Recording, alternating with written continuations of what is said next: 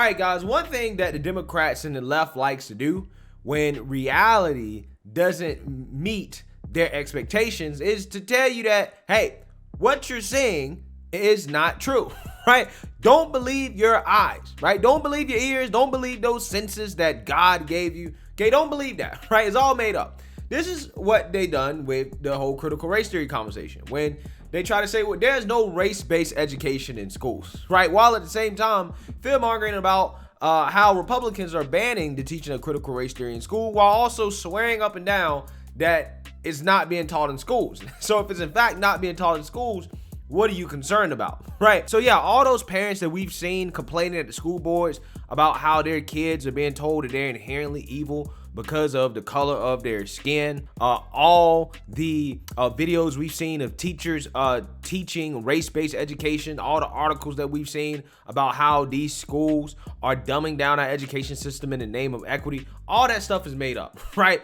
It is a psyop, okay? That's what it is according to the left. It's all made up, right? So that's what they like to do.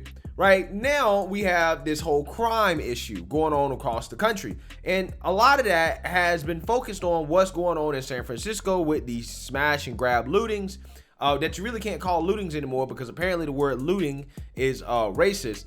But the organized robberies / lootings going on in San Francisco, that has put a spotlight on progressive criminal justice policies. That, along with the whole bail reform thing, the Waukesha incident, is not looking good for progressives when it comes to the whole criminal justice thing, right? I mean, you got people like Rashida Tlaib of the Squad out here basically supporting abolishing prisons, right? Now, today's video is about another Squad member, AOC, who is basically telling us, don't believe our eyes when it comes to these smash and grab lootings and these robberies that we're seeing all over the place, right? Again, I've done a ton of videos about this. And again, AOC is coming out here and basically saying the news reports are lying. Everybody's lying, that she hasn't really seen the data to support the idea that these things are actually happening, right? And business leaders, particularly those who've been affected by this stuff, didn't really like that too much, right? Because it is obvious to anybody with two eyes, right, what is going on. I mean, the looting has gotten so bad, guys, that the looters are trying to loot the other looters.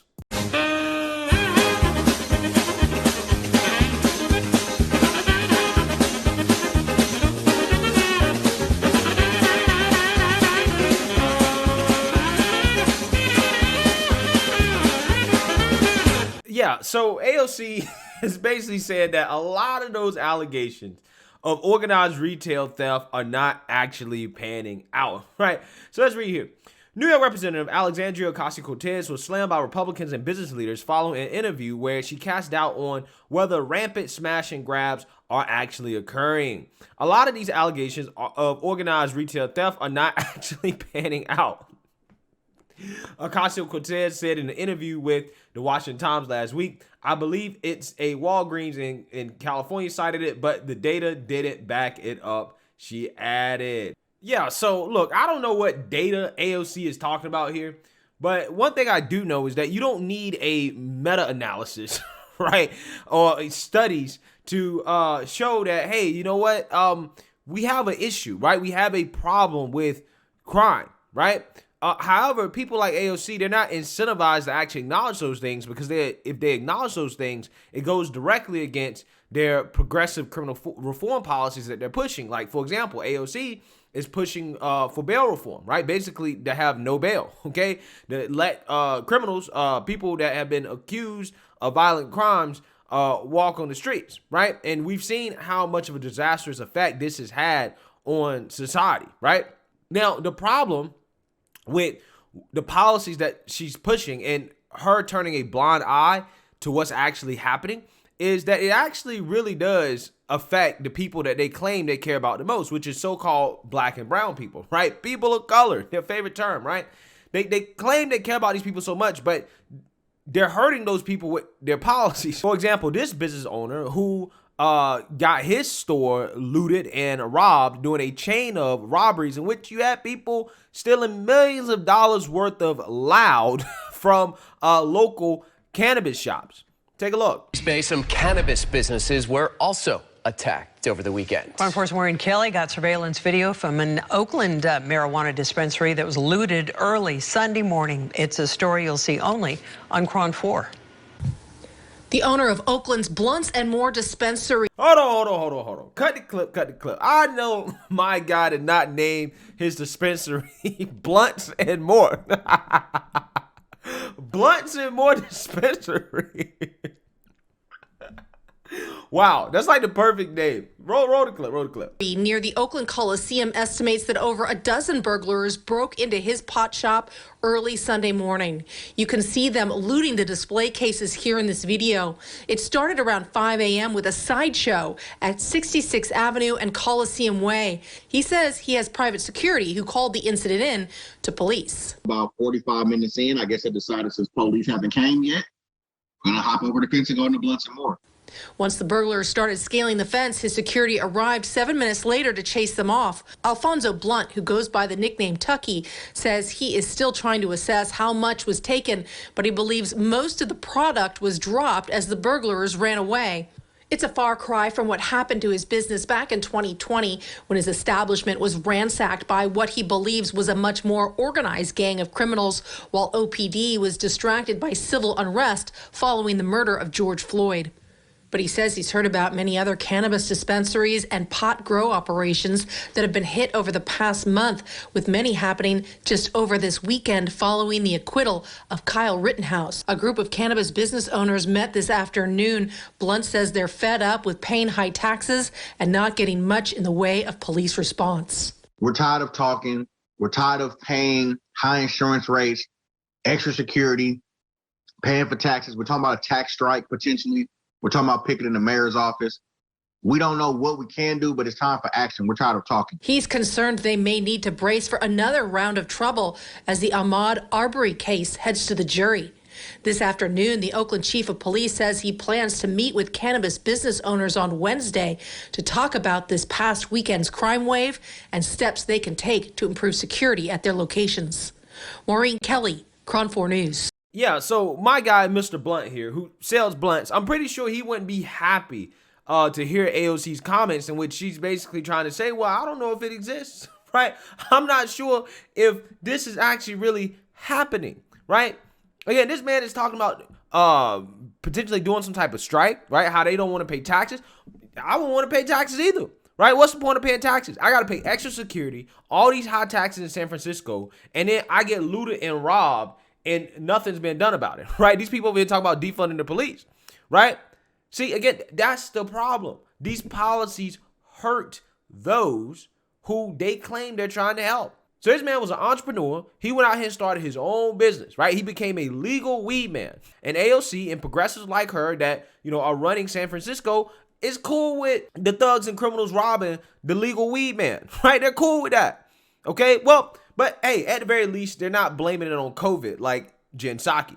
So when a huge group of criminals organizes themselves and they want to go loot a store, a CVS, a Nordstrom, a Home Depot, until the shelves are clean, you think that's because of the pandemic? I think a root cause in a lot of communities is the pandemic, yes. Yeah, so when all else fails, right, this is a Democrat playbook. Deny that it's happening or blame COVID, right? Say it's because of COVID. God, man, these people are crazy. I don't understand how anybody votes Democrat. I really don't. I don't get it. The comment sparked pushback from retail leaders and Republican lawmakers, including from Walgreens. Quote, organized retail crime is one of the top challenges facing the company, Walgreens told the Washington Times, adding that the crime has evolved beyond shoplifting and petty theft to the sale of stolen and counterfeit goods online. I don't know what data she is talking about, said Representative Rodney Davis, an Illinois Republican. But you don't really need much data from someplace in San Francisco or California. All you need to do is walk down the street to the CVS in Eastern Market, he said, referring to the area of Washington, D.C. near the Capitol. I've seen on multiple occasions when I've been in there buying things, someone will come in and raid a shelf and walk out. Indiana Representative Jim Banks said, Ocasio-Cortez's comments were tone deaf and offensive to the family of Oakland security guard Kevin Nishida. The former San Jose police officer was shot and killed in November while defending a news crew reporting on a smash and grab crime. Yeah, so you got people losing their lives over this stuff, right? And it's, again, the same thing with the BLM movement, right? And the whole, riots and protests that happened last year that the left turned a blind eye to and act like, oh, that doesn't exist, okay? And you had innocent people who were positive contributors to their community, people like David Dorn, that passed away because of that stuff, right? Same thing happened to Kevin Nishida. But again, the Democrats will tell you, I haven't seen the data, right? I don't know if this is happening. While people are losing their lives, business owners are getting robbed, right? They're losing their stores, they're losing their livelihoods. These people simply do not care about any positive contributor to society. Who they care about the most are those that are negative contributors, those that take away from their communities. That's who they care about the most, right?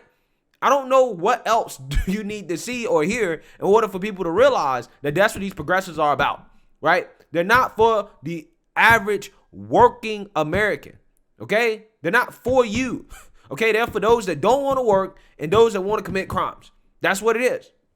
The Retail Industry Leaders Association also took issue with her remark in a comment to the Washington Times. Respectfully, the Congresswoman has no idea what she's talking about. Both the data and stack of video evidence makes fairly clear that this is a growing problem in need of solutions. Jason Brewer, RILA Senior Executive Vice President of Communications, said in an email, if she is not concerned with organized theft and increasingly violent attacks on retail employees, she should just say that. California has faced repeated smash and grab incidents since November, with most of the crimes concentrated in and around San Francisco and Los Angeles.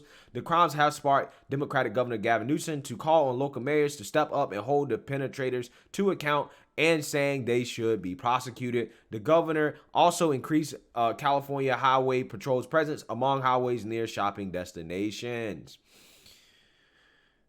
In one town, Walnut Creek, smash and grab looters stole about $125,000 in merchandise from Nordstrom, sparking the city council to approve $2 million in funds to beef up the police department and security. Oh, wait. So defunding the police don't work, right? You actually need to give them some money, okay, so they can do their jobs. Who knew?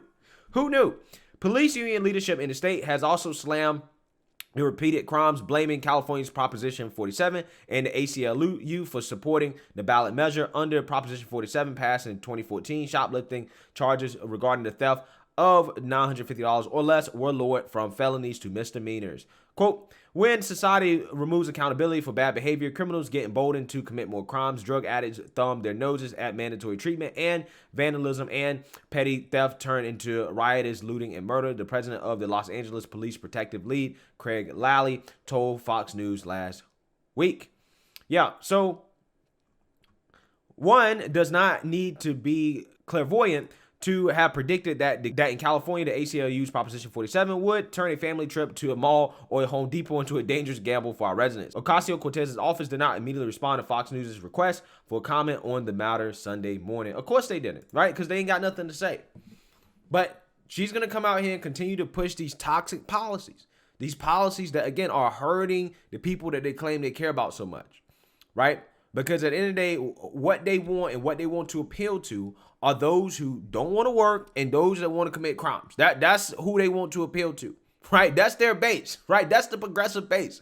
To be quite honest with you, that's who they are, right? And the people that suffer are, again, business owners, entrepreneurs, working class Americans, people that actually, want a job, that actually want to be positive contributors to their society, that want to protect their communities.